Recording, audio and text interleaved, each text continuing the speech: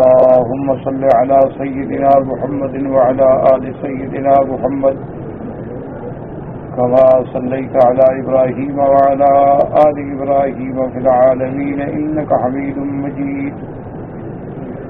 أعوذ بالله من الشيطان الرجيم. بسم الله الرحمن الرحيم. يا أيها الناس اتقوا ربكم إن زلزلة الساعة شيء عظيم يوم ترونها تذهل كل مرضعة عما أرضعت وتضع كل ذات حمل حملها وترى الناس سكارى وما هم بسكارى ولكن عذاب الله شديد. قال المؤلف المفسر رحمه الله تعالى: على من نفع بعلومه وعلومكم في الدارين آمين. إلى أن قال طريق آخر لهذا الحديث. قال الترمذي رحمه الله تعالى: حدثنا ابن أبي عمر قال حدثنا سفيان بن عيينة قال حدثنا ابن جدعان عن الحسن عن عمران بن حسين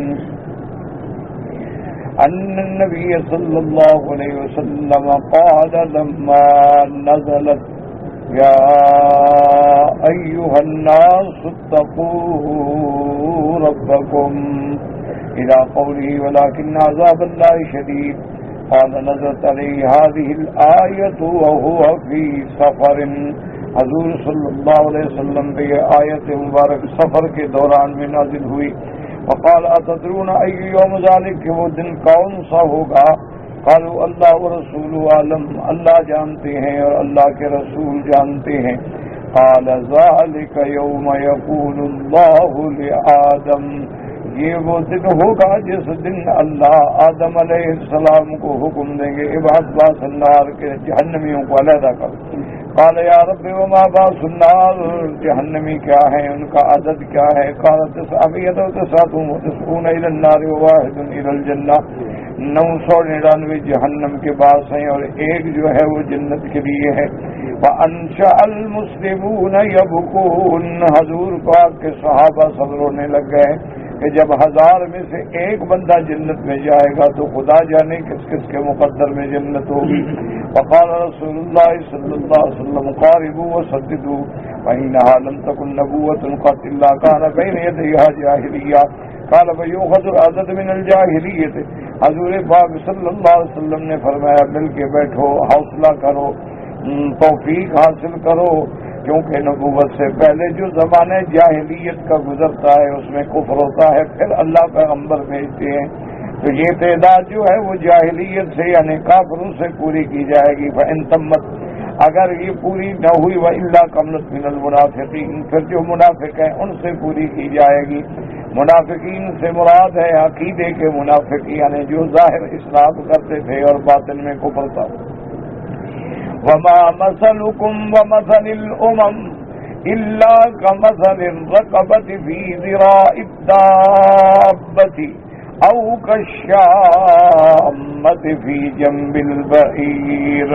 حضور پاک نے فرمایا کہ ساری امتوں کے سامنے تمہاری تو عدد اتنی ہوگا جیسے کسی جانور کے عضو پہ کوئی نشان معمولی سا، یعنی سارا سفید ہے اور ایک تھوڑا سا سیاہ، یا شامہ کہتے ہیں جیسے تل کا نشان ہوتا ہے، یا کسی اس کے چوڑے پہ تل کا نشان. تمہارا عدد تو اتنا تھوڑا ہوگا نا سب کے سامنے اگر دیکھا جائے. ثم قال انی لارجو ان تکونوا ربع اہل الجنہ. حضور نے فرمایا مجھے امید ہے کہ اللہ جتنی عدد جنت میں داخل کریں گے چوتھا حصہ تم ہوگے. فکبروا نے اللہ اکبر کا. ثم قال انی لارجو ان تکونوا ثلثان الجنہ، مجھے اللہ سے امید ہے کہ تیسرا حصہ تم میں سے ہوگا. وکبروا، صحابہ نے تکبیر کی خوشی میں. ثم قالوا انی لارجو ان تکونوا نصف اہل الجنہ، کہ مجھے امید ہے کہ اللہ تبارک و تعالی جنت میں جتنا داخل فرمائیں گے ان میں سے آدھا میری امت کا ہوگا.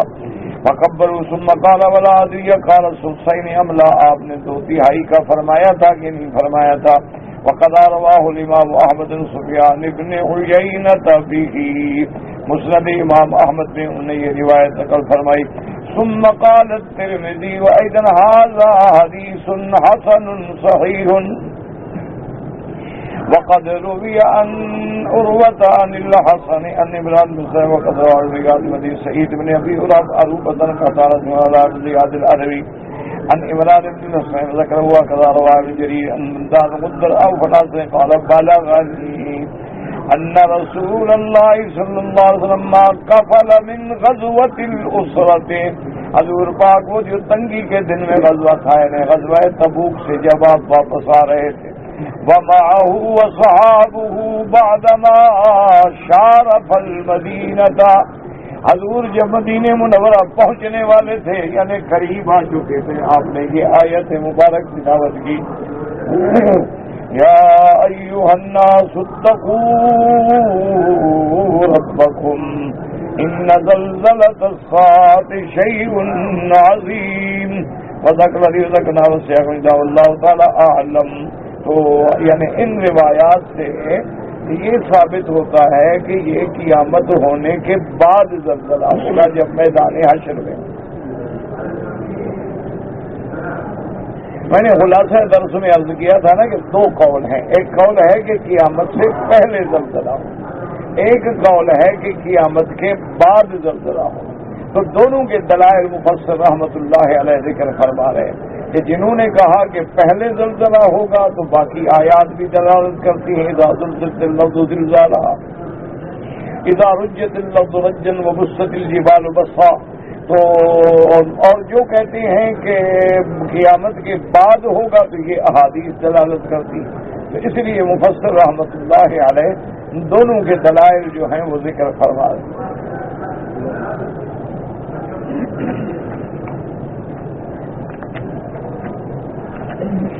الحديث الثاني قال ابن ابي حاتم حدثنا ابي قال حدثنا ابن الضباع قال حدثنا ابو سفيان عن معمر بن قتادة عن انس رضي الله تعالى عنه قال نزلت ان زلزلة الساعة شيء عظيم وذكر انه سياق الحسن عمران غير انه قال ومن هلك من كثرة الجن والانس فرواه ابن جرير بطوله من حديث معمر.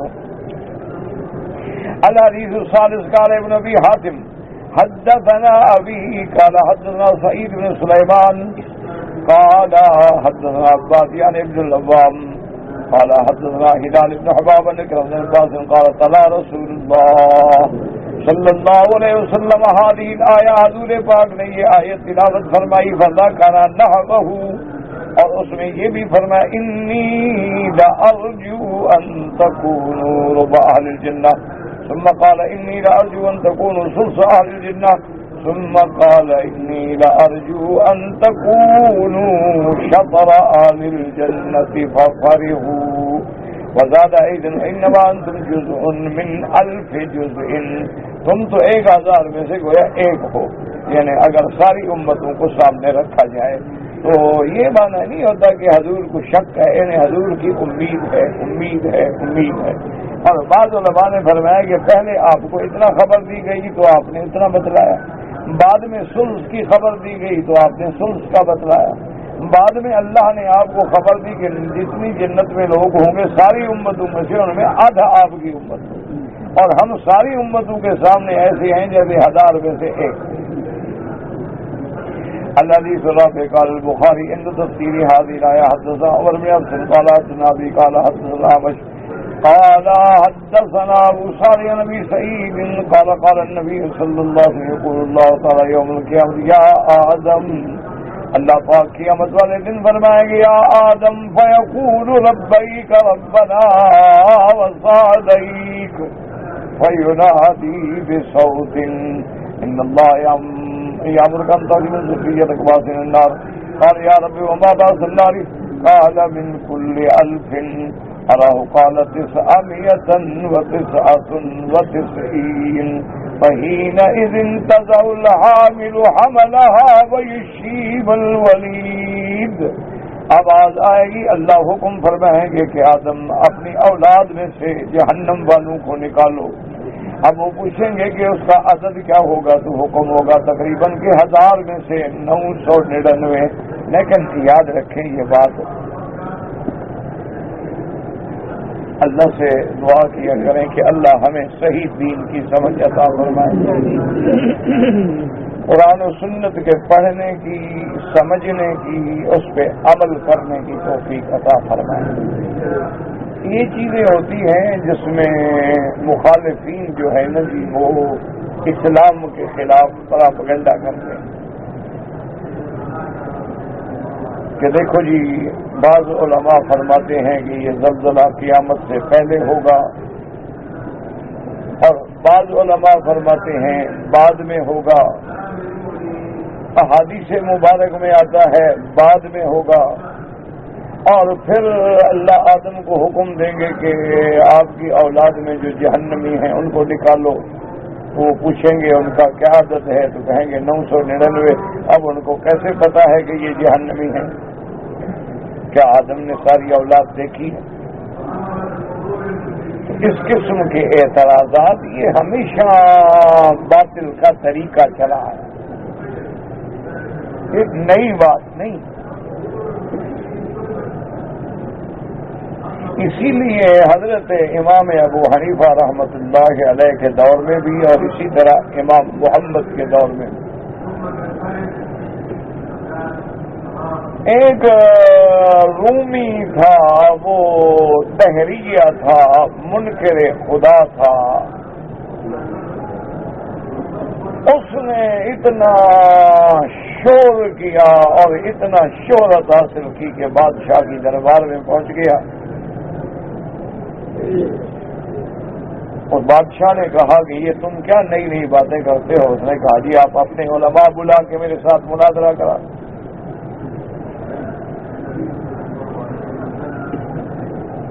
اب بادشاہ نے بھی دن معین کیا، علماء بھی تشریف لائے، جس میں امام ابو حنیفہ رحمۃ اللہ علیہ بھی موجود تھے. تو اس نے بڑے زور سے اور دلائل سے یہ سوال پیدا کیا کہ اگر خدا ہے، تم مانتے ہو کہ خدا ہے، دکھاؤ کدھر ہے.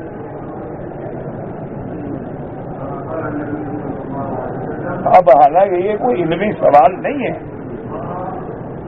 نہ کوئی عقل سلیم والا آدمی اس قسم کا سوال کر سکتا ہے. کیوں؟ مخلوق مخلوق ہوتی ہے، خالق خالق ہوتا ہے. ہم تو سورج کو بھی نہیں دیکھ سکتے، خدا کو کیسے دیکھ لیں گے؟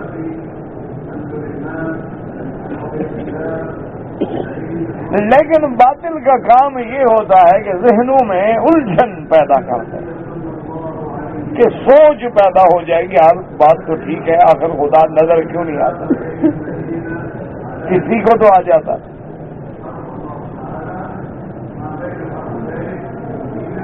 اور اس نے کہا کہ جی ایک میرا پہلا سوال تو یہ ہے کہ مجھے یہ دکھاؤ کہ خدا کہاں ہے. تم جو سب کہتے ہو خدا ہے خدا ہے خدا ہے، کدھر؟ اور یہ کیا بات ہوئی کہ ہم کروڑوں اور اربوں کی تعداد میں بندے جو ہیں ایک ایسی ذات کو مان لیں جس کو کبھی کسی نے دیکھا ہی نہیں.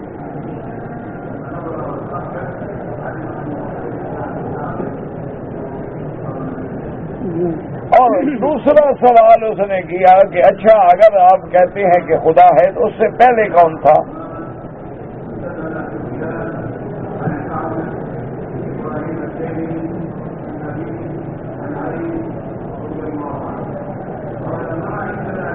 تو یہ اس قسم کے سوالات. اسی طرح کہ اچھا اب خدا کدھر دیکھ رہا ہے؟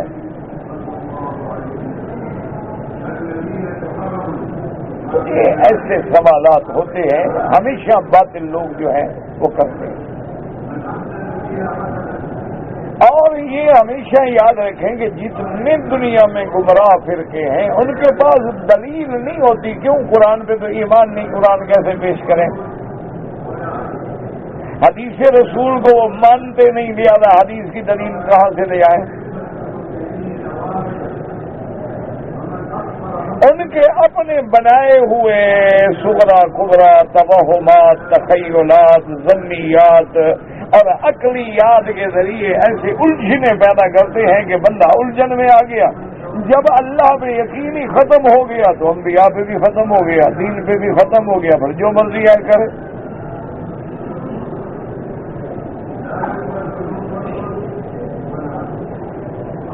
اب سارے علماء حیران تھے کہ اب اس بے وقوف کا آدمی کیا جواب ہے؟ قرآن یہ نہیں مانتا، ہم کوئی آیت پڑھیں گے وہ کہے گا میں تو مانتا ہی نہیں۔ ہم قرآن سے دلیل پیش کریں اللہ کی ذات پر، وہ کہے میں تو قرآن نہیں مانتا۔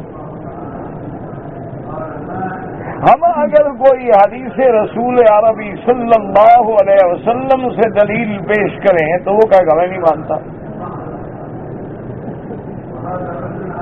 تو صاف بات ہے کہ یہ تو عقل سے جواب دیا جائے، اس کا توڑ کیا جائے تاکہ لوگ گمراہی سے بچ جائیں۔ تو امام صاحب رحمت اللہ علیہ نے فرمایا، بادشاہ کو حکم دیا کہ آپ ایسا کریں کہ ایک گلاس پانی بھی منگوائیں اور چینی بھی منگوائیں۔ پانی آ گیا، چینی آ گئی، امام صاحب نے چینی ملائی، چمچ ہلایا، چینی حل ہو گئی۔ امام صاحب نے پوچھا داریہ سے کہ بھئی آپ کو پتا ہے کہ چینی اس میں ہے؟ اس نے کہا بالکل ہے، آپ نے میرے سامنے ڈالی ہے۔ فرمایا دکھاؤ مجھے کدھر ہے آپ۔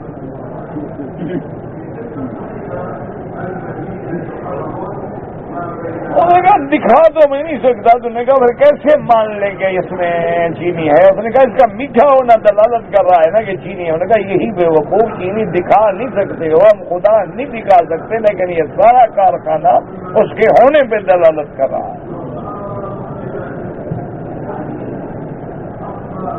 جیسے اس کا میٹھا دلالت کر رہا ہے کہ اس کے اندر میٹھا ہے، تو اگر یہ سارا نظام عالم جو چل رہا ہے یہ دلالت نہیں کر رہا ہے کہ اس کے بھی کچھ چلانے والا ہے؟ تو لاجواب ہوا۔ اس نے کہا اچھا یہ بتائیں خدا سے پہلے کون ہے؟ ہم نے کہا تمہیں گنتی آتی ہے؟ اس نے کہا ہم نے کہا گنو۔ اس نے کہا 1 2 3 4 5 6 7 8 9 10۔ ہم نے کہا اچھا اس کو الٹا گنو۔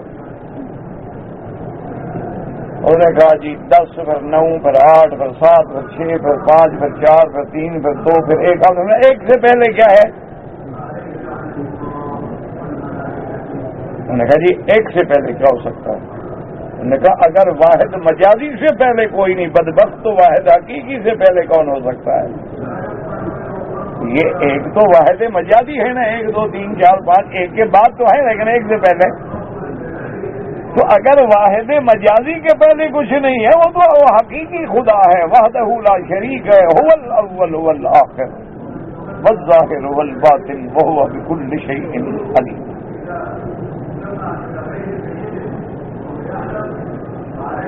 تو اس لیے میں عرض کر رہا تھا کہ ان باتوں کا برا نہ مانا کرو اور نہ گھبرایا کرو۔ حل یہ ہے کہ کسی عالم کی خدمت میں جاؤ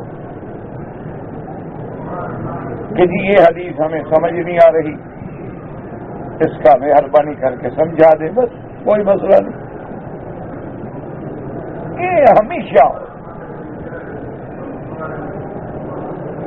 اسی طرح امام محمد رحمت اللہ علیہ کو بھی واسطہ پڑا۔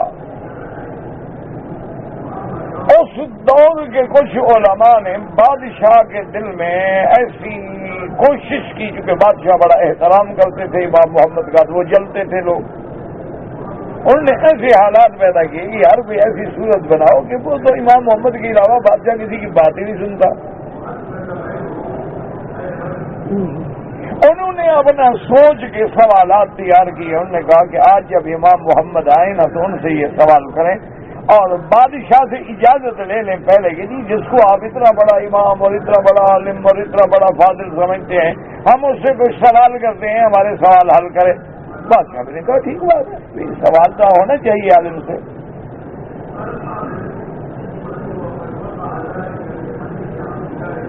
انہوں نے بھی سوال کیا بادشاہ کی اجازت سے۔ انہوں نے کہا کہ امام محمد آپ بتا سکتے ہیں کہ اللہ نے جو زمین پیدا کی ہے اس کا مرکز جو ہے، سینٹر جو ہے، بالکل مرکزی نقطہ کہاں ہے جہاں سے ساری زمین کو پھیلایا گیا، وہ درمیان مقام کون سا؟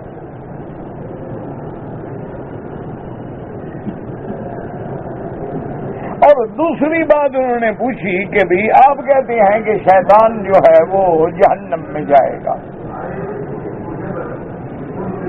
شیطان کو اللہ نے آگ سے بنایا ہے اور جہنم میں بھی تو آگ ہوگی. اگر آگ کو آگ میں ڈال دیں تو کیا عذاب ہوگا؟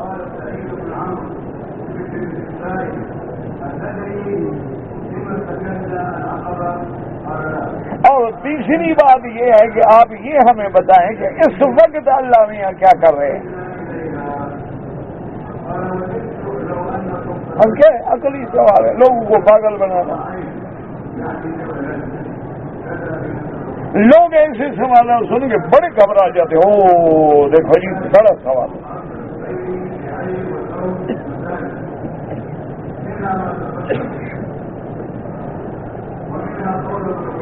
امام محمد رحمت اللہ علیہ کو اللہ نے بڑا علم دیا تھا.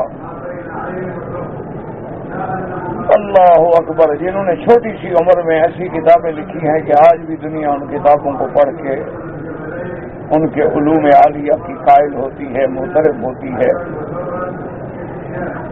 بادشاہ نے کہا کہ امام صاحب جواب دیں. انہوں نے کہا جی ٹھیک ہے. امام صاحب کے ہاتھ میں بیت تھا نا، تو انہوں نے وہ بیت ہی وہ رکھ دیا اسی جگہ جہاں بیٹھے تھے نا، آگے رکھ دیا. انہوں نے کہا کہ بادشاہ سلامت یہ جہاں میرا بیت رکھا ہے نا یہی زمین کا سنتر ہے. وہ مولوی کھڑے ہو گئے. انہوں نے کہا کیا دلیل ہے؟ انہوں نے کہا پیمائش کر لو.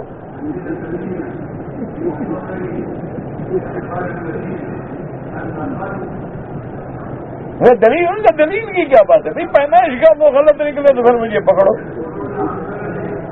جی اب ساری زمین کون جائے پیمائش کرنے؟ ساری دنیا کے پٹواری مر جائیں. انہوں نے کہا اس سے تو امام صاحب نکل گئے. تو انہوں نے کہا کہ اچھا ہمارے دوسرے سوال کا جواب دینا ہوگا. دوسرے سوال کا جواب میں دوں گا کہ پہلے ایک ڈھیلا لے آؤ. اور ڈھیلا لے آئے مٹی کا. آپ نے پکڑ کے مارا ایک وزیر کو. بہت یہ خواب حضرت یہ کیوں آپ نے مجھے مارا؟ میں نے کیا قصور کیا؟ فرمایا اللہ نے تمہیں مٹی سے پیدا کیا، میں نے بھی مٹی ماری ہے، تکلیف کیوں ہو رہی ہے آپ کو؟ بھائی اللہ نے انسان کو مٹی سے بنایا ہے، میں نے بھی تمہیں مٹی کا ڈھیلا مارا ہے، تمہیں کیا تکلیف ہو رہی ہے؟ چیخنے لگ گئے ہو. نہیں نہیں مٹی سے جب ہونے کا تو پھر آگ کو بھی آگ سے تکلیف ہوتی ہے.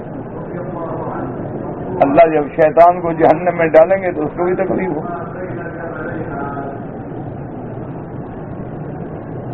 تو انہوں نے کہا کہ اچھا اب آخری سوال ہے کہ اس وقت خدا کیا کر رہا ہے؟ انہوں نے کہا یہ سوال ہے اللہ کی ذات کے بارے میں. میں جواب تب دوں گا جب بادشاہ میری کرسی پہ بیٹھے، مجھے اپنے تخت پہ بیٹھنے دیں. اللہ کی ذات کے بارے میں سوال ہے، میں نیچے بیٹھ کے جواب نہیں دوں گا. بادشاہ ہوتا ہے. انہوں نے کہا ٹھیک بات ہے، خدا کے بارے میں بات ہے.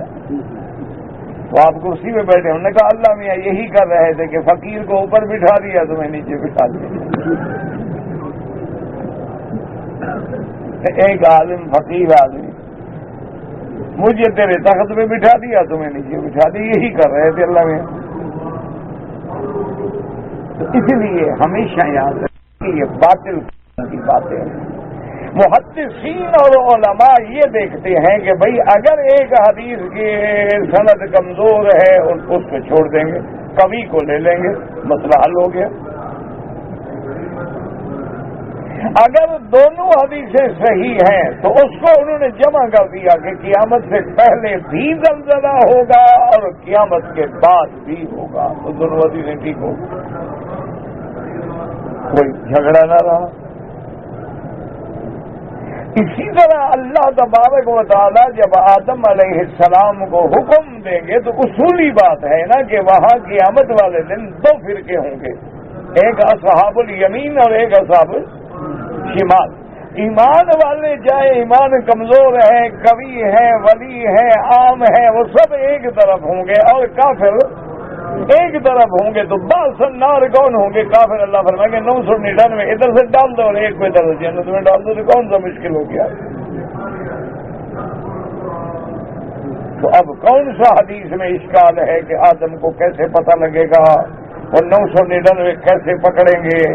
اور ایک کو کیسے ادھر بھیجیں گے؟ تو بری بات ہے کہ وہاں تو پارٹیاں ہی دو ہیں، ایک ادھر ایک جنت والے ایک جہنم والے، حکم ہو گیا یہ بات اللہ ہے اور یہ بات تو جنت ہے۔ تو اس لیے ہمیشہ یاد رکھیں کہ اگر کوئی علم کی بات ہو تو اس کا مطلب یہ نہیں ہوتا ہے کہ آدمی محض اپنے عقل کو لڑاتا چلا جائے، پھر ٹھوکریں لگتی ہیں، آدمی بھٹک جاتا ہے۔ لازم اس کے لیے ہوتا ہے کہ وہ علماء کے دروازے پہ جائے، اور یہی حکم ہے کہ فاسألوا اہل الذکر ان کنتم لا تعلمون۔ اللہ نے فرمایا نہیں جانتے ہو تو جاننے والوں سے پوچھو۔ اسی لیے قرآن فرماتا ہے قل هل يستوي الذين يعلمون والذين لا يعلمون، کیا علم والے اور جاہل برابر ہو سکتے ہیں؟ نہیں ہو سکتے۔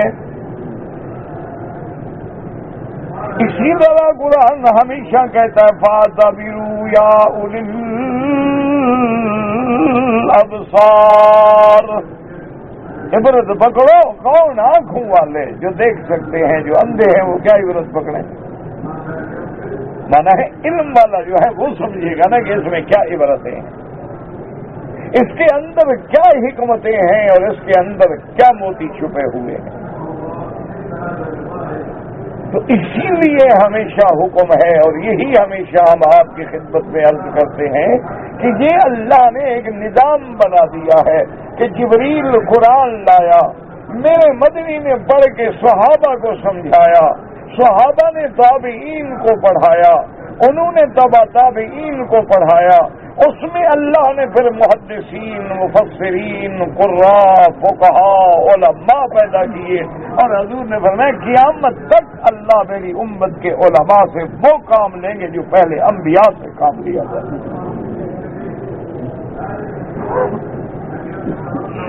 اب اگر آپ اس سلسلے کو توڑ دیں گے تو درمیان میں اگر ایک دھاگا ایک جگہ ٹوٹ جائے تو دانے سارے گر جائیں گے۔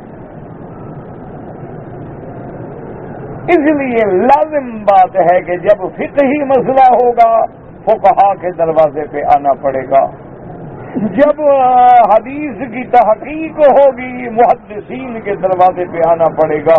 اسی لیے آپ دیکھیں کہ امام ترمذی جیسا آدمی جو اپنے دور کے عظیم محدثین میں ہیں، جلیل القدر شان والے امام ہیں، امام بخاری کے شاگرد ہیں، لیکن ساری ترمذی دیکھ لیں انہوں نے اپنے استاد سے فقہی مسئلہ ایک بھی نہیں پوچھا۔ ساری ترمذی اٹھا کے آپ دیکھ لیں،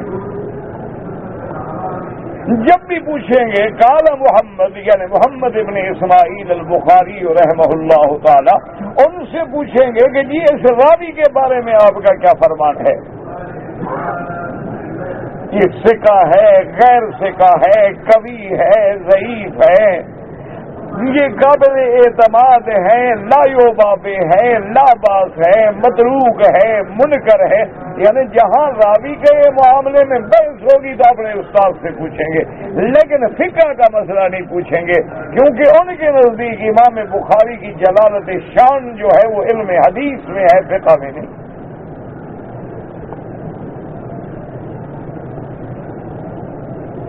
اسی لیے ہمیشہ یاد رکھیں کہ ساری دنیا میں آپ چلے جائیں، بغض کو دلوں سے نکال دیں، مشرق سے مغرب تک اور شمال سے جنوب تک جتنے دین کے مدرسے ہیں ان میں سیاستہ پڑھائی جائے گی، بخاری ہے، مسلم ہے، سنن ترمذی ہے، نسائی ہے، ابن ماجہ ہے، یہ ساری کتابیں پڑھائی جائیں گی۔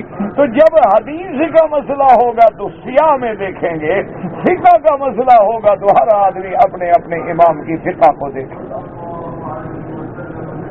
اگر وہاں حنفیت ہے تو امام ابو حنیفہ کی کتابیں دیکھیں گے، اگر شافعیت ہے تو امام شافعی کی کتابیں دیکھیں گے، مالکیت ہے تو امام مالک کی کتابیں دیکھیں گے، اور حنبلیت ہے تو امام احمد بن حنبل کی کتابیں دیکھیں گے، اور یہ بھی عقیدہ رکھیں گے کہ قول تو میں اپنے امام کا لے رہا ہوں لیکن دوسرے بھی غلط نہیں ہیں، لیکن میرے امام کی تحقیق زیادہ قوی ہے۔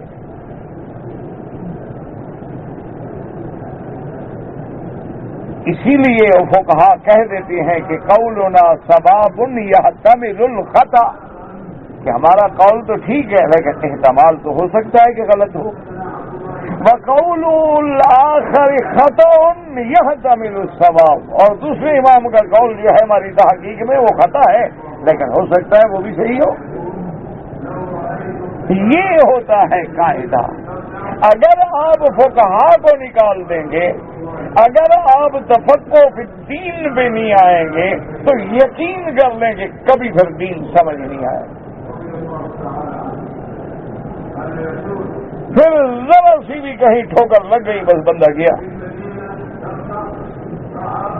اسی لیے بڑے بڑے علماء جو گزرے ہیں جیسے ثناء اللہ برسری رحمۃ اللہ علیہ، محمد حسین بٹالوی رحمۃ اللہ علیہ، محمد جونا گڑھی رحمۃ اللہ علیہ، نواب صدیق حسن خان رحمۃ اللہ علیہ، بڑے بڑے علماء حدیث گزرے ہیں. انہوں نے لکھا ہے کہ خبردار ہمارے مسلک پہ چلنا ایسے جیسے تلوار پہ کھڑا ہو گیا تو گیا ہلاکت میں.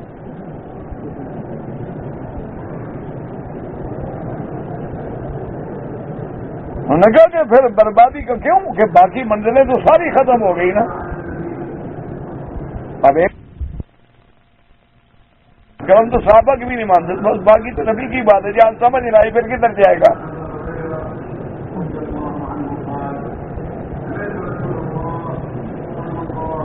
کیونکہ ساری سیڑھیاں پہلے تو ختم ہو گئی نا، صحابہ کی نہیں مان رہا. اب جناب جب حضور کی بات میں کسی جگہ تعارض آ گیا، ناسخ منسوخ کا پتہ نہ لگ سکا، روات کی تحقیق نہ ہو سکی، بندہ تو گیا پھر. اس لیے ہمیشہ یاد رکھیں کہ دلوں میں سب کا احترام کیا کریں. ائمہ محدثین پہ اللہ کروڑوں رحمتیں فرمائے، اگر وہ حدیث جمع نہ کرتے تو ہم کہاں سے لاتے. ائمہ فقہا پہ اللہ کروڑوں رحمتیں فرمائے کہ انہوں نے ایک ایک حدیث مبارک سے ایک ایک فرمان رسول کو نکھار کے سوار کے اس سے مسائل نکال کے امت کے سامنے رکھ دیا، اور ہر باب الگ باندھ دیا کہ یہ باب کتاب الطہارہ ہے، یہ صلاۃ ہے، یہ زکوٰۃ ہے، یہ کتاب احکام ہے. ایک ایک تاکہ جب بھی امت کو ضرورت پڑے گی تو فوراً وہی باب کھولیں گے اور وہی مسئلہ مل جائے گا، اور اس مسئلے کی جب تخریج کریں گے تو پیچھے حدیث مل جائے گی.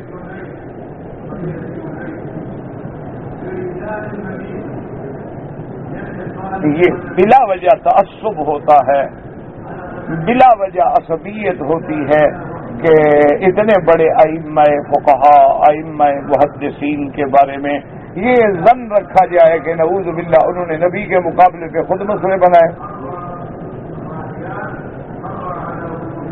یعنی فرمان رسول تو کچھ تھا لیکن انہوں نے مقابلے پہ مسئلے بنا دیے. اللہ معاف کرے، اللہ معاف کرے. جو نبی کے فرمان کو چھوڑ کے مقابلے پہ مسئلہ بنائے، پہلے یہ بتاؤ مسلمان بھی ہے کہ اس کو امام مان لیں. ہاں، فرمان رسول کو کھول کے سمجھا دینا. اب دیکھیں نا جی، جیسے مقدمات میں آپ جاتے ہیں وکیل پیش کرتے ہیں، وکیل جو ہے قوانین کی کتابیں دیکھتے ہیں تو وہ ان کے الفاظ کو سمجھتے ہیں کہ اس لفظ کا معنی کیا ہے.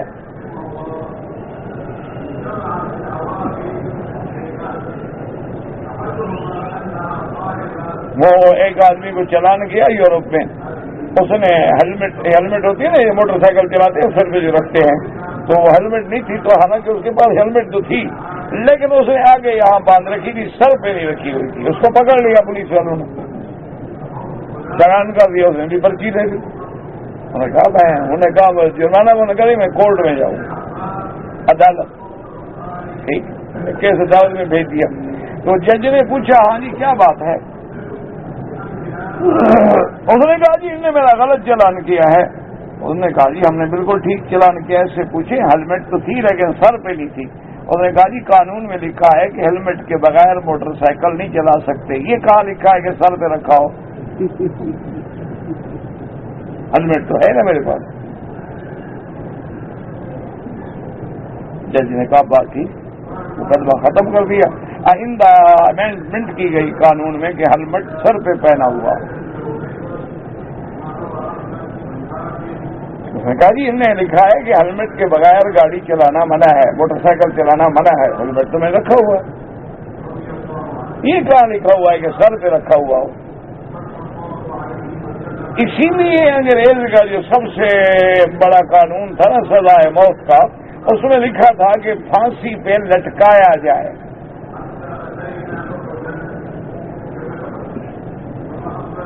ایک مقدمے میں وکیل نے بحث کی، سید محمود نے، چلتے چلتے چلتے جب آخری لیول پہ مقدمہ پہنچا اور پھانسی ہو گئی، اپیل مسترد ہو گئی، بلیک وارنٹ جاری ہو گئے، وکیل کو لے گئے، مجسٹریٹ کو لے گئے، پھٹے پر لے آئے، اس کو ٹوپی چڑھا دی گئی، اس کے گلے میں رسی ڈال دی گئی. ہم نے کہا وہ ٹھہر جاؤ بھائی. اب وکیل نے کہا ٹھہر جاؤ. نے کہا کیوں؟ نے کہا دیکھو تم نے میرے موکل کو پھانسی پہ چڑھا دیا ہے، گلے میں رسا ڈال دیا، پھٹے پہ کھڑا کر دیا، ٹوپی چڑھا دی. اب اگر تم مارو گے میں سب پہ مقدمہ کر دوں گا. کیوں؟ انہوں نے کہا تمہارا قانون یہی کہتا ہے نا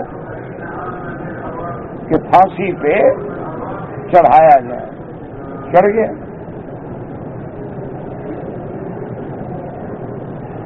وہ بھی ڈر گئے. آگے وکیل بہت بڑا تھا، انہوں نے کہا کہیں مصیبت نہ ڈال دے. انہوں نے کیس روک دیا. دوبارہ کیس ریمائنڈ کیا گیا، کورٹ میں ہے. بس اس نے کہا جج سے کہا سر یہی ہے نا کہ یہ کہاں لکھا کہ ٹل ڈیتھ، موت تک لٹکایا جائے؟ سب بات میرے وکیل کو پھانسی کے پٹے پہ چڑھا دیا گیا، ٹوپی ڈال دی گئی، گلے میں رسا ڈال. یہ تو نہیں لکھا ہوا کہ لٹکا کے موت تک لٹکا رہے. تو ان کو قانون بدلنا پڑا، لکھنا پڑا ٹل ڈیتھ کہ بھی موت تک لٹکایا جائے. تو اس لیے ہمیشہ یاد رکھیں، تو جو قانون کے رازدان ہوتے ہیں وہ ان کا اشارہ سمجھتے ہیں. اب ڈاکٹر لکھے گا جیسے لکھے گا ٹی سی. اب جناب تم 10 ایم اکٹھے کرو، ٹی سی کا کیا معنی ہے؟ ٹی سی تو ٹکٹ بھی بن سکتی ہے، ٹیچنگ بھی ہو سکتی ہے، تقریر بھی بن سکتی ہے. یہ تو ڈاکٹر جانتا ہے کہ جی ٹی سی ٹنکچر لکھا ہے. تو کمپاؤنڈر جب لکھے گا تو فوراً پڑھے گا کہ ٹی بی. انہوں نے ٹی بی کیا بیمار ہے؟ ٹیبلٹ لکھی ہے میں نے. تو کمپاؤنڈر ان کے ٹیکنیکل ورڈز کو جانتا ہے، وہ فوراً سمجھ لے گا. عام آدمی پڑھے گا دیکھو جی عجیب ہے ڈاکٹر لکھا ہے ٹی بی، اور آگے جناب اس نے 3 نشان بھی لگا دیے، 3 دفعہ ٹی بی ہو گئی. اچھا اس نے کہا بی ڈی، وہ بی ڈی کیا بلا ہے؟ بیڈ ہے، بیڈ ہے، کیا بلا ہے؟ بولڈنگ ہے، کیا بلا ہے، کیا ہے؟ تو اس نے کہا 2 دفعہ خوراک لینی ہے. کمپاؤنڈر کو دیں گے تو وہ کہے گا بھائی بابا یہ گولیاں 3 دفعہ لینی ہے، یہ 2 دفعہ لینی ہے، اور یہ ٹیبلٹ مراد ہے، اس سے ٹنکچر مراد ہے، اور یہ چیزیں جو ہیں اچھا. اور کہیں وہ بی ایف لکھ دیں گے. وہ کہہ گئے بی ایف کیا بلا ہوتی ہے؟ بیفور لکھا ہے کھانے سے پہلے، یا اے ایف لکھ دیں گے آفٹر، بھی کھانے کے بعد. تو اب جو اس کی ٹیکنیکل ورڈ کو سمجھتا ہے وہ حل کر دے گا.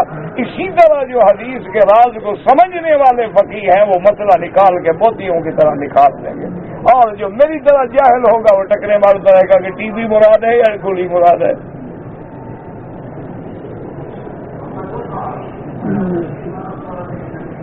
وہ میرے جیسا ایک مولوی پڑا ہوا تھا نا، اس نے کہا ایک عالم دین سے کہنے لگا جی اللہ کا شکر ہے کئی سال ہو گئے ہیں میں نے جمعہ کے دن کبھی حلق نہیں کرائی، حجامت نہیں کرائی. سب حیران ہونے کا کیوں؟ خیر تو ہے حضرت، جمعہ کا دن تو چھٹی ہوتی ہے نا بیچارے مدرسوں میں طالبوں کو، تو اسی دن حجامت کراتے ہیں، غسل کرتے ہیں، پھر سارا ہفتہ تھوڑا موقع ملتا ہے بیچاروں. تو انہوں نے کہا جی کیا وجہ؟ انہوں نے کہا کہ حدیث میں آیا ہے کہ نہا رسول اللہ عن الحلق یوم الجمعہ تھے، کہ جمعہ کے دن حلق کرانے سے حضور نے منع کیا ہے. انہوں نے کہا مولوی صاحب کتاب لے آؤ، حلق نہیں ہوا ہے ہیلا کے. کہا حضرت وہ لفظ ہے ہیلا کے کہ جمعہ کے دن حلقے بنا کے بیٹھو، 4 ادھر بیٹھے ہیں، 2 ادھر بیٹھے ہیں، 3 ادھر بیٹھے ہیں، 4. اس سے حضور نے منع کیا سب بنا کے سیدھے بیٹھو جیسے نماز کے انتظار میں بیٹھتے ہو. او ہلک ہے، حلق نہیں ہے. اچھا میں تو آج تک یہی سمجھتا رہا. نے کہا یہی قصور ہوتا ہے, استاد کے بغیر مربع اسی طرح پڑتا ہے. پھر یہی عالم ہوتا ہے. دیکھا نہیں آپ نے, آپ کو کبھی تجربہ ہوا ہو نا کہ اگر آپ کو خود روٹی پکانی پڑ جائے انشاءاللہ, مہمان گھر میں آ جائے نا جی, تو اور بیوی نہ ہو, بچے گھر میں نہ ہوں, اور کھانا پکانا میں بہت تماشا ہوتا ہے. باورچی خانے میں آدمی ناچ رہا ہوتا ہے, کہیں آٹا منہ کو لگا ہوا ہے, کہیں گھی لگا ہوا ہے, کہیں ہاتھ گندے ہیں, کہیں برتن گندے ہیں, کہیں پلیٹیں نہیں مل رہی, کہیں نمک کے بجائے چینی ڈال رہا ہے, کہیں چینی کے بجائے نمک ڈال رہا ہے. کیوں؟ اس کا کام ہی نہیں. ایک عورت ہوتی ہے, کتنے مہمان ہیں, 10 کا بیٹھ جائے, ابھی کھانا لگ جائے. وہ غریب کو لوہے کی بنی ہوتی ہے. اللہ نے اس کو ٹریننگ دی ہے, اس کو پتا ہے کھانا کیسے بنانا ہے, آٹا کہاں ہے, کتنا ڈالنا ہے, نمک کتنا ڈالنا ہے, سالن کتنی ڈالنا ہے, ایک آدمی ہو تو کتنا ڈالنا ہے, 10 ہوں تو کتنا ڈالنا ہے, کتنا پانی ڈالنا ہے, تو کتنی دیر میں یہ تیار ہو جائے گا. 4 چولہے جلا کے 4 دیگڑیاں چڑھا دے گی ماشاءاللہ, 4 کھانے بھی بن رہے ہیں, وہ آٹا بھی بنا, سارا کام ایک دفعہ میں ہو رہا ہے.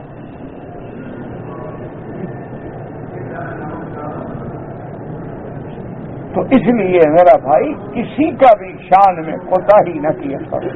اللہ تمام کی محنتوں کو قبول فرمائے. اللہ تبارک و تعالی جو فوت ہو گئے ان کے قبروں کو کروڑوں بار جنتوں کا گھر بنا ڈالے, اور جو علماء زندہ ہیں اللہ ان کی حفاظت کرے, اللہ ان کی سے دین کا کام لے لے. تو یہ باتیں جو ہیں نا ہمیشہ دماغ میں رکھا کرو. ہر چیز میں اللہ کی ایک عظیم حکمت ہے. اب دیکھو نا یہ ناخن ہے, ذرا سا ٹوٹ جائے نا آدمی کتنا پریشان ہوتا ہے. کبھی کپڑا اٹک رہا ہے, کبھی ہاتھ لگ گیا, کبھی یوں کہ نیچے لگ گیا ہے. ایک ذرا سا ناخن ٹوٹنے سے اور تم درمیان میں پورے ایک فقہا کی لائن نکال ڈالو گے تو دین کیسے سمجھ آئے گا. دین کے سمجھنے کے لیے سارے ستون اپنی جگہ ہوں گے تو چھت مضبوط ہوگی, ساری بنیادیں اپنی جگہ ہوں گی تو عمارت مضبوط ہوگی.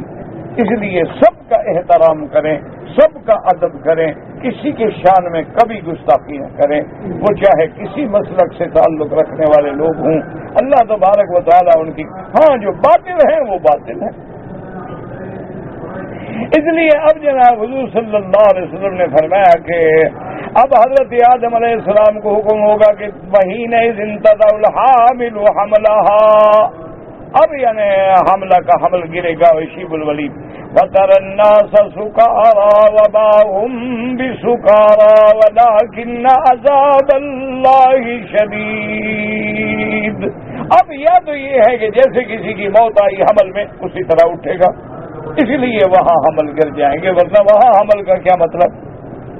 اور اس کے بعد فرماتے ہوئے شکار کرنا تغیر وجوہہم, صحابہ پہ یہ بات بڑی گراں گزری. قال النبی صلی اللہ علیہ وسلم یأجوج ومأجوج وتسعة وتسعون ومنکم واحد. اللہ تبارک و تعالی حکم دینے کے 999 یاجوج باجوج سے اور ایک اولاد آدم سے جنت میں. انتم فی النار کالشعرۃ السوداء فی جنب الثور الابیض. آپ نے فرمایا تمہارا تو ساری امتوں کو سامنے رکھا جائے, اتنی عدد بنتا ہے کہ جیسے سفید بیل کے کسی سائڈ میں ایک سیاہ بال ہو. تم تو اتنی بھی نہیں بنتے ہو, تم کیوں گھبرا رہے ہو. او کالشعرۃ البیضاء فی جنب الثور الاسود انی لارجو ان تکونوا ربع الجنہ فکبرنا ثم قال ثلث الجنہ فکبرنا ثم قال شطر الجنہ فکبرنا. وقد رواه البخاری وإذن في غير هذا الموضع ومسلم النسائی في تفسير طرق عن الأعمش به. الحديث الخامس قال الإمام أحمد حدثنا عمر بن محمد بن سفيان الثوري وعبيدة الأمين كلاهما عن إبراهيم بن مسلم عن أبي الأحوص عن عبد الله قال قال رسول الله صلى الله عليه وسلم ان اللہ یبعث قیامت منادی, قیامت والے دن ایک منادی آواز دے گا, یا آدم ان اللہ یامرک ان تبعث بعثا من ذریتک الی النار, کہ تم جہنمیوں کو جہنم کی طرف بھیجو. فیقول آدم یا رب من ہم, فيقال له من كل 100 تصل وقال من هذا الناجي منا بعد هذا يا رسول الله قال وهل تدرون ما أنتم في الناس إلا كالشامة في صدر البعير کہ جیسے اونٹ کے سینے میں ایک تل ہو تمہاری تو اتنی بھی تعداد نہیں ہوگی. انفرد بهذا السند وهذا السياق الإمام أحمد رحمه الله تعالى. الحديث الصادق قال الإمام أحمد بن يحيى بن حاتم بن أبي صفيرة حدثنا ابن أبي مليكة أن القاسم بن محمد أخبره عن عائشة رضي الله تعالى عن النبي صلى الله عليه وسلم قال إنكم تحشرون إلى الله يوم القيامة حفاة عراة غرلا. قیامت والے دن جب اٹھو گے تو اسی طرح جیسے ماں کے پیٹ سے بندہ پیدا ہوتا ہے. قالت عائشہ یا رسول اللہ رجال النساء عند بعض الى بعض. بی بی عائشہ نے فرمایا کہ پھر مرد بھی ہوں گے عورتیں بھی ہوں گی اس حال میں. قال یا عائشہ ان الامر اشد من ان يهمهم ذاك اخرجاه في الصحيحين. بخاری اور مسلم کے اندر یہ حدیث موجود ہے. حضور پاک نے فرمایا عائشہ وہ دن بڑا سخت ہوگا, کسی کو یہ خیال ہوگا کہ مرد عورت کو دیکھے عورت مرد کو دیکھے, وہ تو آنکھیں پھٹی کی پھٹی رہ گئی. اور اللہ کے اس عذاب اور دہشت سے لوگ ایسے ہوں گے جیسے کوئی نشے میں پڑا. واللہ عالم.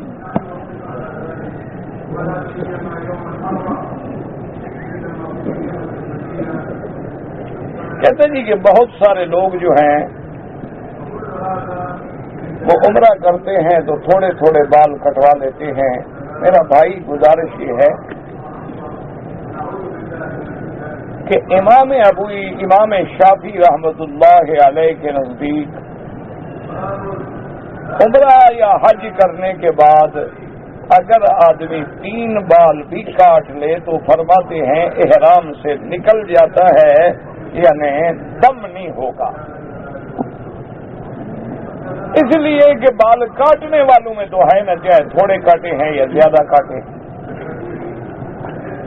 لیکن جمہور ائمہ, امام مالک, امام احمد بن حنبل, امام ابو حنیفہ رحمت اللہ علیہم فرماتے ہیں کہ نہیں, لازم بات ہے کہ یا اس طرح پھروائے یا بال اتنے کٹیں کہ 1/4 حصہ سارے سر کے بالوں کا کٹ جائے. تو یہ قاعدہ ہوتا ہے کہ جس طرف جمہور ہوں, یعنی 3 امام ایک مسئلے پہ کھڑے ہیں, صاف بات ہے کہ ان کی دلیل زیادہ قوی ہے. یہ ہمیشہ یاد رکھیں کہ 4 ائمہ ہیں نا فقہ کے, ایک امام نے ایک گنجائش, وہ بھی کہتے ہیں گنجائش ہے کہ دم نہیں پڑے گی, یہ نہیں کہتے کہ ایسا کرو. امام شافعی رحمت اللہ علیہ کے نزدیک بھی افضل یہی ہے کہ حلق کرائے. لیکن وہ کہتے ہیں کہ اگر کسی نے 3 بال کاٹ لیے تو مقصرین میں تو آ گیا نا, کاٹنے والوں میں تو ہو گیا. باقی احمد ثلاثہ کہتے ہیں کہ نہیں ہے. جس اللہ کے نبی پہ قرآن اترا ہے, جو شارع ہے قرآن کا, دیکھو کہ حضور نے 3 بال کٹوائے ہیں, ٹک لگوائے ہیں یا سارے بالوں پہ اس طرح پھروایا ہے, تو قرآن سمجھنے والا سب سے زیادہ تو محمد مصطفیٰ صلی اللہ علیہ وسلم. تو اس لیے ہمیشہ یاد رکھیں, اسی لیے محدثین جب مسئلہ بیان کرتے ہیں نا کہ اس نے یہ کہا یہ پھر کہیں گے رائے الجمہور, جمہور کا فتویٰ یہ ہے, یعنی جس طرف زیادہ ائمہ ہیں, زیادہ صحابہ ہیں, ان کے دلائل جو ہیں وہ پھر زیادہ قوی ہوتے ہیں. تو اگر آپ نے عمرہ کرنا ہے, آخر میں معمولی سی بات کی وجہ سے کیوں اپنے آپ کو شک میں ڈالتے ہو؟ دیکھو نا, یہ معمولی بات تو ہے نہیں. فرض محال 3-4 بال کاٹے آپ نے, ائمہ ثلاثہ کے نزدیک آپ احرام سے نہیں نکلے, یعنی آپ احرام میں ہیں, بیوی سے مل رہے ہیں, ابھی بھی آپ احرام میں ہیں, کیونکہ احرام سے نکلے نہیں, بال کٹے نہیں پورے. احرام سے نکلنے کا معنی یہ نہیں ہوتا کہ چادریں اتار دو. احرام کا معنی یہ ہے کہ یا حلق ہو یا قصر ہو. تو اس لیے آدمی وہ عمل کیوں نہ کرے کہ کوئی شبہ نہ رہے.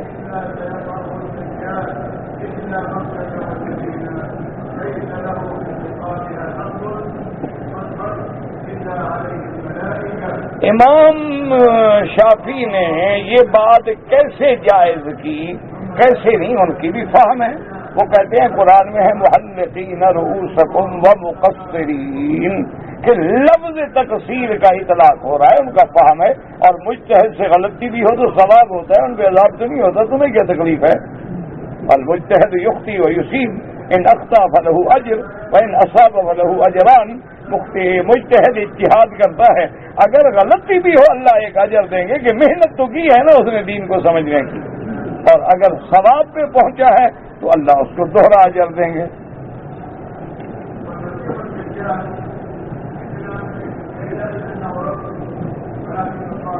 میرے گھر کا ایک منزل جو ہے میں نے لوگوں کو کرائے پر دیا ہے، وہ نماز نہیں پڑھتے، آپ سمجھاتے رہیں، آپ کے ذمہ سمجھانا ہے، باقی ہدایت دینا اللہ کے ہاتھ میں ہے۔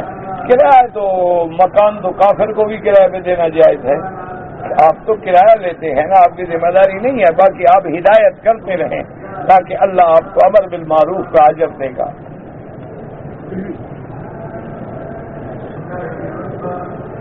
ایک آدمی کا لڑکا ہے، ایک وہ کہتے ہیں بےمان، اس کو میں کیا کروں، ایک کو بےمان کہتے ہیں، وہ جانے ان کا کام جانے۔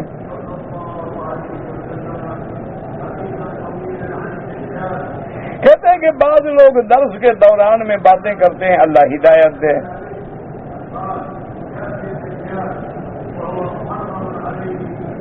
کہتے جی آپ کو جب ہم چٹ بھیجتے ہیں تو بعض لوگ پڑھتے ہیں، نہیں پڑھنا چاہیے۔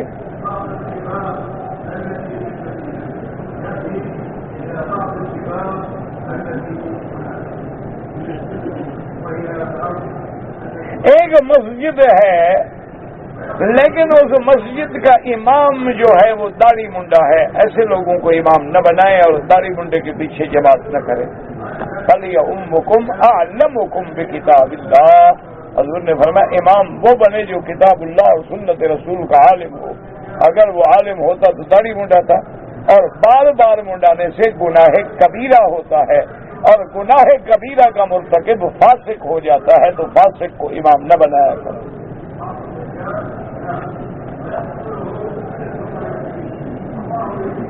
اگر کسی نے جرابیں پہن کے عمرہ کر لیا، دم پڑ گئی۔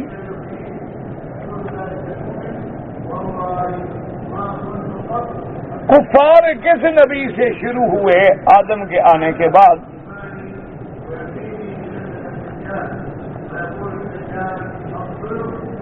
حضرت سفیان ابن عیینہ اور سفیان ثوری کے بارے میں معلومات، ان کی کتابیں دیکھ لیں، احوال دیکھ لیں، وہاں معلومات مل جائیں گی۔ اب یہ تاریخ بیان کرنے کا وقت تو نہیں ہے۔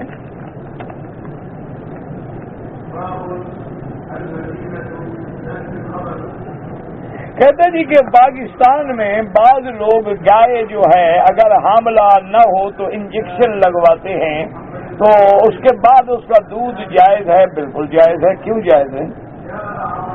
نہ تم اگر اپنے گھر میں عورت حاملہ ہو، اس کو انجیکشن لگاؤ تو بچہ جب پیدا ہو اس کا دودھ حرام ہو جائے گا۔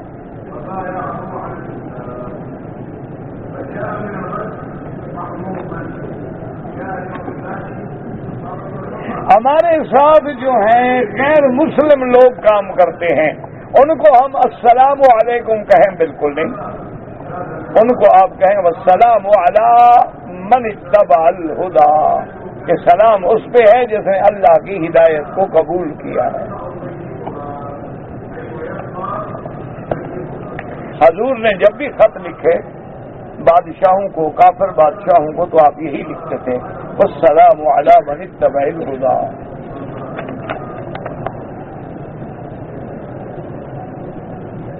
میں اگر یہاں ہوں تو زیادہ سے زیادہ عمرے کروں، میرا بھائی مکے میں رہتے ہوئے زیادہ طواف کرنا افضل ہے۔ عمرہ کریں لیکن افضل یہ ہے کہ کثرت سے طواف کریں۔ اصل عمرہ وہ افضل ہے جو تم نے اپنے ملک سے آتے ہوئے میقات سے احرام باندھ کے کیا ہے، یا اللہ مدینہ پاک لے جائیں پھر مدینے سے احرام باندھ کے آ جاؤ، یا اللہ طائف لے جائیں تو پھر میقات سے احرام باندھ کے آ جاؤ۔ گو یہ عمرہ کرنا جائز ہے، لیکن سب ائمہ کے نزدیک افضل یہ ہے کہ مکے میں رہتے ہوئے زیادہ طواف کریں۔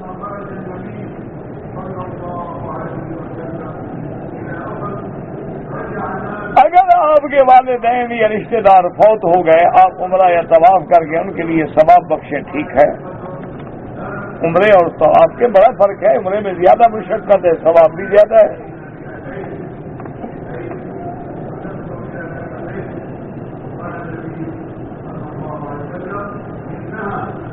اگر میرے مالک کمپنی نے، باس نے مجھے سامان دیا ہے تجارت کے لیے کہ بھئی یہ پیالی تم نے 5 سے لے کے 6 ریال تک بیچنی ہے، لیکن اگر میں 7 ریال میں بیچوں تو 7واں ریال میرا ہے، کیوں پیالی تیری تھی؟ ایسا کرو نا کہ تم اپنے مالک سے 6 میں خرید لو، بعد میں بیچتے رہو.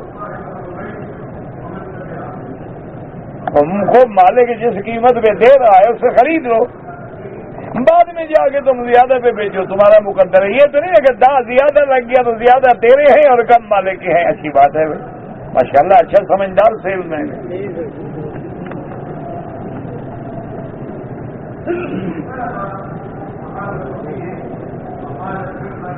کہتا جی کہ مجھے 20 یا 35 ریال کا روزانہ کھانے کے لیے الاؤنس ملتا ہے، میں اگر 25 یا 20 ریال کا کھاؤں، تم 1 ریال کا بھی نہ کھاؤ. وہ تمہیں کھانے کے لیے دیتے ہیں، رکھو کھاؤ. میں اجازت دی ہے نا مالک نے بھی، 35 ریال تمہارے کھانے کے ہیں. اب چاہے تم نہ کھاؤ کھانا، پانی پہ گزارا کرو، 35 ریال جیب میں رکھو. مہینے کے بعد نہ کام کے رہو گے نہ 35 ریال ملیں گے.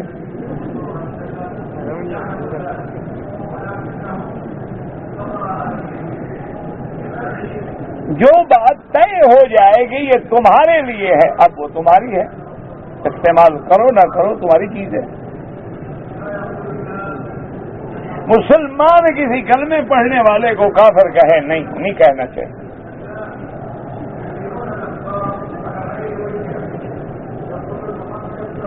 جماعت اسلام جو ہے، مجھے نہیں پتا ہے جماعت اسلام سے آپ کی کیا مراد ہے. سب جماعت اسلام ہے. اگر ایک آدمی مسلک امام ابو حنیفہ رحمت اللہ علیہ پہ ہے تو جنازے کی تکبیروں میں ہاتھ اٹھائے گا نہیں، ہاتھ باندھے کھڑا رہے.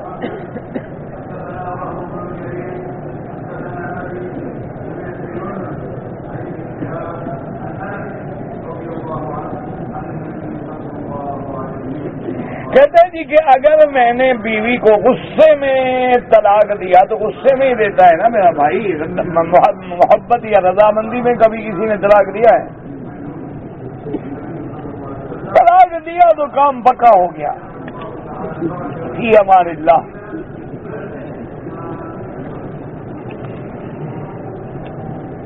نماز جنازہ تو پڑھتا ہوں لیکن مجھے دعائے جنازہ نہیں آتی. نہ بھی آئے کھڑے رہو، اللہم اغفر اللہم اغفر جو آئے پڑھتے رہو، لیکن یاد کرنا بھی سیکھو. کوئی مشکل نہیں ہے. نماز کی کتاب لے لو، روزانہ ایک لفظ بھی یاد کرو تو 15-20 دن میں ہو جائے گا. اور جتنا یاد ہوتا رہے اتنا پڑھتے رہو. اللہم اغفر لحینا، اللہم اغفر لحینا میتنا، اللہم اغفرہم اللہم اغفرہم. کچھ تو آئے گا نا.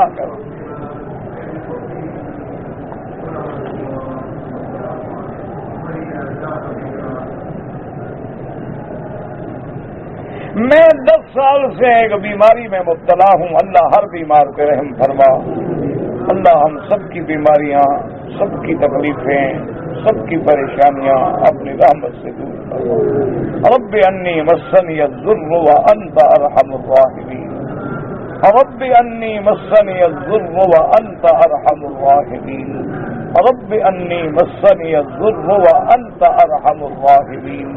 اللهم انا نعوذ بك عن البرص والجذام وعن سيء الاسقام. میرا بھائی مکے میں ہو، زمزم سے بڑی نعمت کیا ہو سکتی ہے؟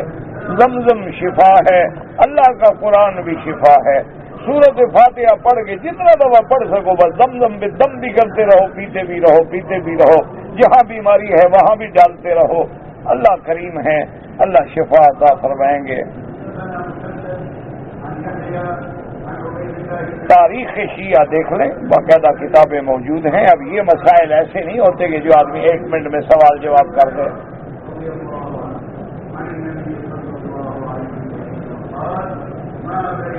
ایک آدمی کہتا میں حدیث پہ عمل کرتا ہوں، اچھی بات ہے، اللہ توفیق دے، اللہ سب کو حدیث پہ عمل کرنے کی توفیق دے، لیکن اس کو حدیث کا معنی بھی آتا ہو، سمجھتا بھی ہو.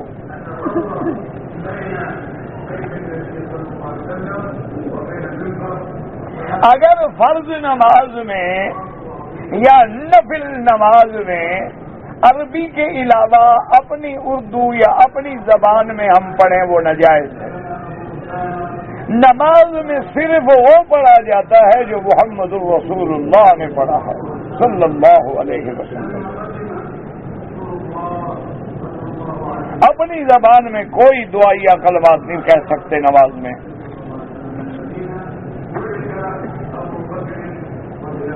اگر آپ جدہ سے آتے ہیں مکہ تو عام طور پہ جدہ اور مکہ جو ہے سفر نہیں بنتا، لیکن اگر آپ جدہ کے اس مقام پہ ہیں کہ وہاں سے چلیں تو مکے میں 48 میل بن جاتے ہیں تو پھر آپ مسافر ہیں. اب دیکھ رہے ہیں ایک آدمی ایئرپورٹ سے چلے تو ایئرپورٹ تو بہت دور ہے، وہ تو پھر تقریباً 48 کا 50 میل سے بھی زیادہ ہو جائے گا. لیکن ایک آدمی ابتدائی شہر میں ہے وہ 1 کلو پہ 2 پہ 3 پہ 4 پہ 5 پہ 10 کلو پہ، وہاں تو 60-70 کلو میٹر بنتا ہے، وہ تو 48 میل نہیں بنتے. یہ تو تم نے دیکھنا ہے فاصلہ. اور قصر جو ہے وہ صرف فرض نماز میں ہوتی ہے، سنت نفل معاف ہیں، لیکن اگر پڑھو گے تو پوری پڑھو گے، ان میں قصر نہیں ہوتی. بہرحال میں نے اپنے بیٹے کے رشتے کے لیے استخارہ کیا، خواب دیکھا، خواب کا کوئی تعلق نہیں. استخارے کے بعد اگر تمہارا دل مطمئن ہے کرنے پہ تو کر دو، نہیں ہے تو چھوڑ دو. صرف ایک دن سے کچھ نہیں ہوتا، 7 دن تک کرو. 1 دن 2 دن 3 دن 4 دن، اور دن ہو رات ہو 2 رکعت پڑھ کے دعائے استخارہ 3 دفعہ پڑھو، اور جہاں لفظ ہے انہاذ الامر وہی اس کام کا دل میں ارادہ کرو. پھر 7 دن کے بعد دیکھو کہ اب رجحان کیا ہے، طبیعت کا تقاضا کیا ہے، حالات کام ہونے کی طرف جا رہے ہیں یا بگڑنے کی طرف جا رہے ہیں، تو اس پر عمل کریں. خواہش آپ کا کچھ نہیں ہوتا ہے.